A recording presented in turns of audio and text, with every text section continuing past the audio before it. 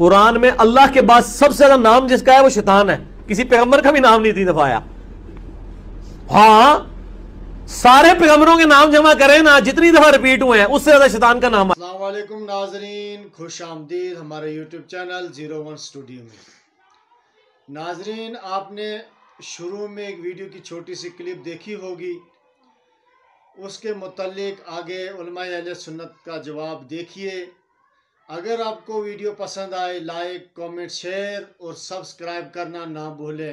تبارک و تعالیٰ کے بعد سب سے زیادہ اگر کسی کا نام آیا ہے تو وہ شیطان کا نام آیا ہے۔ تو میں یہ کہتا ہوں شیطان کی محبت کو اپنے دل سے نکال کر ذرا پھر سے قرآن پڑھو اور دیکھو کہ ابلیس کا ذکر، ابلیس لفظ کا ذکر قرآن کریم فرقان حمید میں 11 مرتبہ آیا ہے، اور شیطان لفظ کا ذکر قرآن کریم میں 88 مرتبہ آیا ہے، اور شیاطین یعنی جمع جو آئی ہیں وہ کم و بیش 17 سے 18 مرتبہ آئی ہے بس۔ اور ان تمام کو بھی اگر آپ ملاتے ہیں تو یہ 100 سے کچھ اوپر اس کی تعداد بنتی ہے، لیکن صرف حضرت موسیٰ علیہ السلام، چونکہ تم نے کہا نا کہ دیگر انبیاء کا جو قرآن میں ذکر ہوا ہے اگر ان کے نام کو ریپیٹ بھی کر لیا جائے، ان کے نام کو دوبارہ مقرر جو ہے وہ شمار بھی کر لیا جائے تو بھی شیطان کا نام سب سے زیادہ ہے۔ تو میں آپ سے کہتا ہوں آپ شیطان کے، ابلیس کے، شیاطین کے، خناس کے ان تمام نام کو جمع کر کے بھی اگر جمع بھی کر لیں تو بھی حضرت موسیٰ علیہ السلام کا جتنی مرتبہ اللہ تبارک و تعالیٰ نے نام ذکر کیا ہے وہ حضرت موسیٰ کی تعداد کو نہیں پہنچ سکتے، اس لیے کیونکہ صرف حضرت موسیٰ علیہ السلام کا نام قرآن کریم فرقان حمید میں کم و بیش 136 مرتبہ آیا ہے،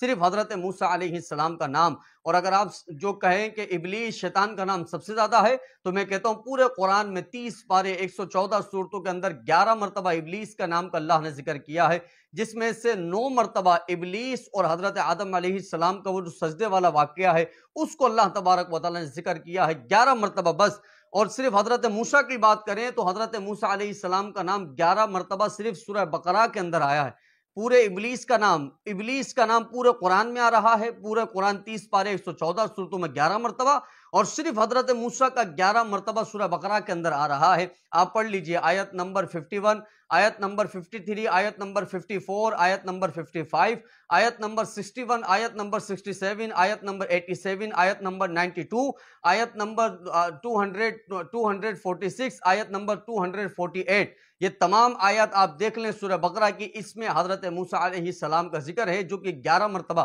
کم و بیش حضرت موسیٰ علیہ السلام کا سورہ بقرہ کے اندر نام ذکر ہوا ہے، صرف سورہ بقرہ کے اندر۔ باقی قرآن کریم فرقان حمید میں نہ جانے کتنی مرتبہ حضرت موسیٰ علیہ السلام کا نام آیا ہے۔ تو بات صرف اتنی ہے، یہ آپ کی تحقیق ہے کہ جو تحقیق جہالت والی تحقیق ہے، دنیا کی تمام جہالت بھی ایک جگہ جمع ہو جائے تو وہ آپ کی جہالت کے آگے جھک جاتی ہے، اس لیے کیونکہ آپ کی جہالت کو آپ نے بہت ہی اونچا مرتبہ دے دیا ہے۔ قرآن بھی پڑھتے ہیں تو اس کے اندر بجائے اس کے کہ ہم نبیوں کی تحقیق کریں، بجائے اس کے کہ ہم نبی کا نام کہاں کہاں آیا ہے، بجائے اس کے کہ اللہ تبارک و تعالیٰ نے ایک کے بعد ایک انبیاء کے کون کون سے ذکر کیا ہے، بجائے اس کے کہ وہ کون سے 25 انبیاء و رسول ہیں جن کا ذکر اللہ تبارک و تعالیٰ نے قرآن میں فرمایا ہے، اس کی تحقیق کو کرنے کے بجائے آپ اس کام میں لگ گئے کہ آپ نے شیطان کے ذکر کو عام کرنا شروع کر دیا ہے، اور لوگوں میں یہ بیان کر رہے ہیں کہ اللہ تبارک و تعالیٰ کے نام کے بعد سب سے زیادہ شیطان کا نام آیا ہے، تو اس کی محبت کو اپنے دل سے دور کرو، چونکہ وہ تمہارا استاد تو ہے، لیکن اگر محبت دل میں رہے گی تو کبھی بھی یہ نہیں پتہ لگے گا کہ حضرت موسیٰ کا نام 136 مرتبہ آیا ہے، اور یہ نہیں پتہ لگے گا کہ کم و بیش 25 انبیاء و رسول کا ذکر اللہ نے قرآن کریم فرقان حمید میں بیان فرمایا ہے۔